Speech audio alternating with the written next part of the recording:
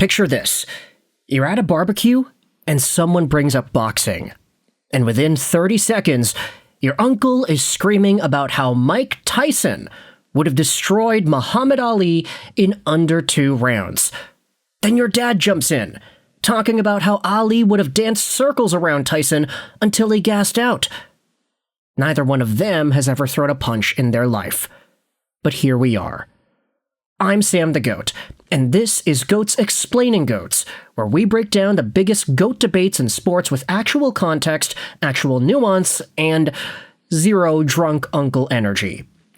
If you want to understand why people argue about this stuff without turning it into a shouting match, you're in the right place.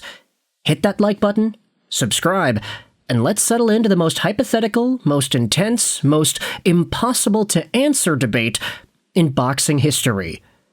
Muhammad Ali versus Mike Tyson. The greatest versus the baddest man on the planet. The poet versus the predator. The guy who changed boxing forever versus the guy who terrified an entire generation. Here's why this debate is wild. They never fought. They were from different eras. Ali retired before Tyson even turned pro. But people have been arguing about this matchup for 40 years, because Ali is the most famous boxer who ever lived, and Tyson at his peak was the most ferocious thing the sport has ever seen. So let's talk about what they actually did. Let's talk about how they did it. And let's talk about why this hypothetical fight will never die. Let's start with Muhammad Ali. Born Cassius Clay in Louisville, Kentucky, 1942. Started boxing at 12 after someone stole his bike, and he wanted to learn how to fight. He won a gold medal at the 1960 Olympics, turned pro, and immediately started talking. Ali didn't just fight, he performed. He predicted what round he would win in. He wrote poems about his opponents. He called himself the greatest before he had even won a title. And then he backed it up. In 1964, at 22 years old, Ali shocked the world by beating Sonny Liston for the heavyweight championship. Liston was supposed to destroy him. Instead, Ali danced, jabbed, and humiliated him.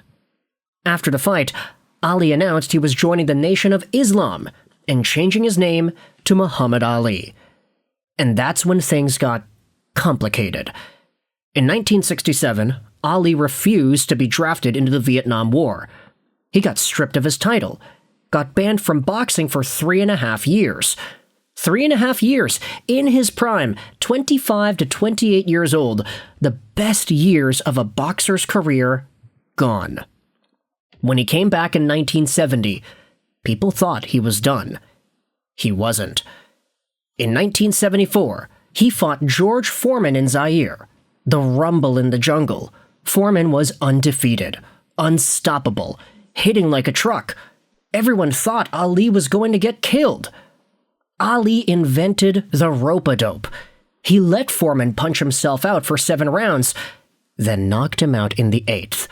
One of the greatest upsets in sports history.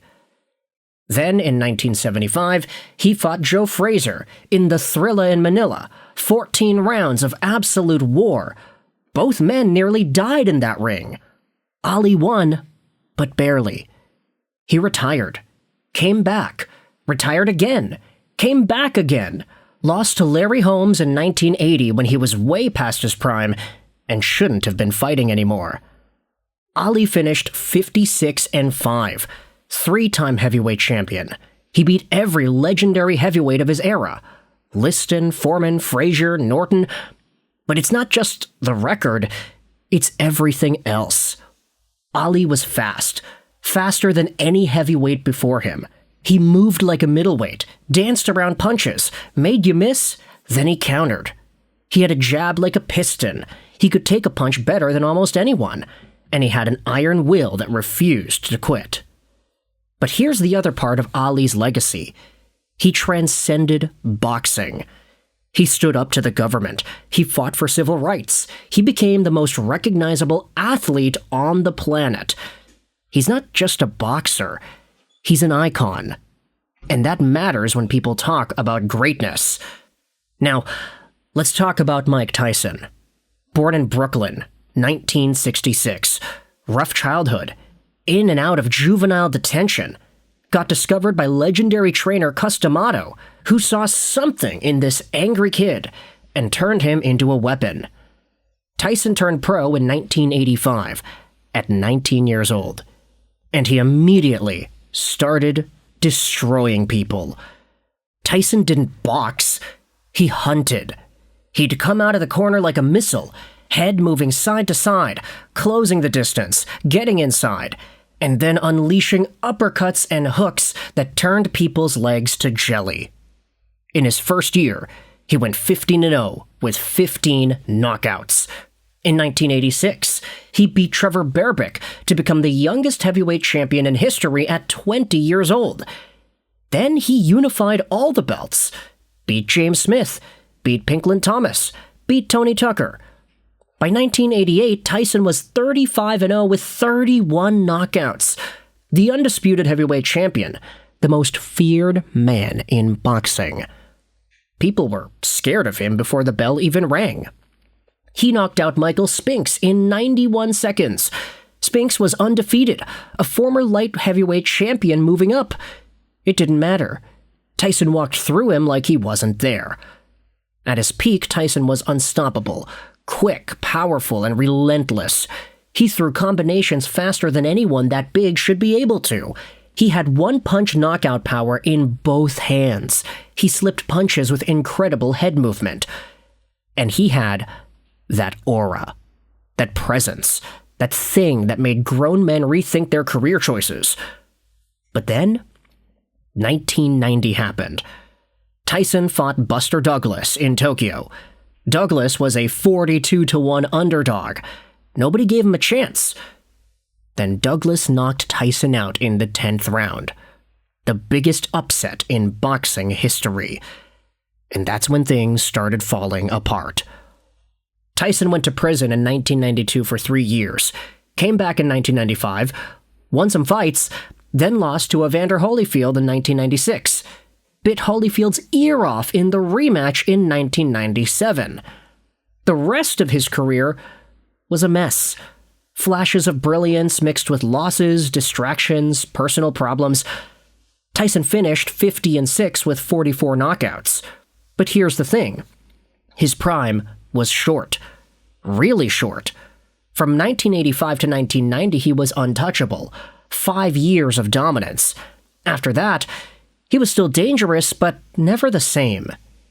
So when most people talk about Tyson, they're talking about that 5-year window where he looked like the most dangerous human being who had ever stepped in a ring. So, who wins? Ali or Tyson? The hypothetical fight everyone's been arguing about since 1986. Let's break it down. First, the styles. Ali was a boxer. He moved, he jabbed, he made you miss.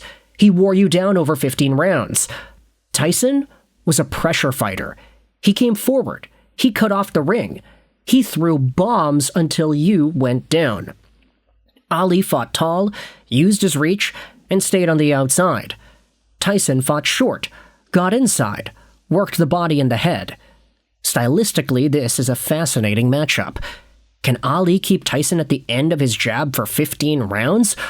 Or does Tyson get inside, land something massive, and end it early? Second, the speed. Ali was faster. Hands, feet, everything. He could throw punches from angles Tyson wouldn't see coming. But Mike Tyson was explosive. He could close distance in a blink, and once he got inside, his hand speed was terrifying. Ali's speed would frustrate Tyson, but if Tyson caught him, it could be over. Third, the power. Tyson hit harder, no debate. Ali could punch. He knocked out Foreman, Liston, Frazier. He had power. But Mike Tyson had that one-shot, turn-your-lights-off power that few heavyweights have ever had. If Tyson lands clean, Ali's going down. Maybe not out, but down. The question is, does he land clean? Fourth, the chin. Ali could take a punch. He took bombs from Foreman, Frazier, Shavers, and he kept coming. Tyson could take a punch too, but once people figured out how to pressure him back, how to make him uncomfortable, he didn't respond well. Douglas did it. Holyfield did it. Ali's mental toughness in the ring was unmatched. When things got hard, he got better. Tyson, when things got hard, sometimes folded. 5th, the rounds. This is the big one. Ali thrived in 15-round fights. He had conditioning that never quit. He got better as fights went longer. Tyson was most dangerous in the first 6 rounds. After that, if you survived, he started to slow down. If this fight goes past round 6, advantage, Ali. If Tyson can end it early, advantage, Tyson. So here's the verdict. If I had to pick, I'd take Ali, but it's close. And here's why. Ali fought everyone, every style, every type of opponent, brawlers, boxers, punchers, and pressure fighters. He figured them all out. He beat George Foreman, who hit just as hard as Tyson and was bigger. He survived Joe Frazier, who pressured him relentlessly for 14 rounds in Manila. He had the speed to keep Tyson at range. He had the movement to frustrate him. He had the chin to survive if Tyson landed, and he had the stamina to go 15 rounds. Tyson's best chance is in the first 5 rounds. If he corners Ali, gets inside, and lands that left hook to the body or that uppercut, it's over. But Ali would make him work for it. He'd move, jab, clinch, survive, and by round 7 or 8, Tyson would be tired, frustrated, and slowing down. That's when Ali takes over. Ali by late stoppage or decision. But here's the thing. Tyson absolutely could win. If he catches Ali early, if Ali's timing is off, if Tyson stays disciplined and cuts off the ring the way Cuss trained him to, Tyson by knockout in the first 6 rounds. The truth is, we'll never know. And that's what makes this debate so fun. Ali is the greatest boxer of all time. The résumé, the opposition, the longevity, the cultural impact. Tyson is the most terrifying fighter of all time. The scariest thing the sport has ever produced.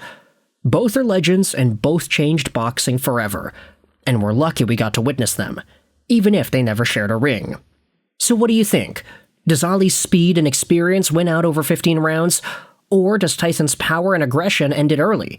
Drop your take in the comments, keep it civil, and remember, they're both all-time greats. If you liked this breakdown, hit that subscribe button. We've got more debates coming. Basketball, hockey, soccer, all of it. I'm Sam the Goat, and I'll see you next time.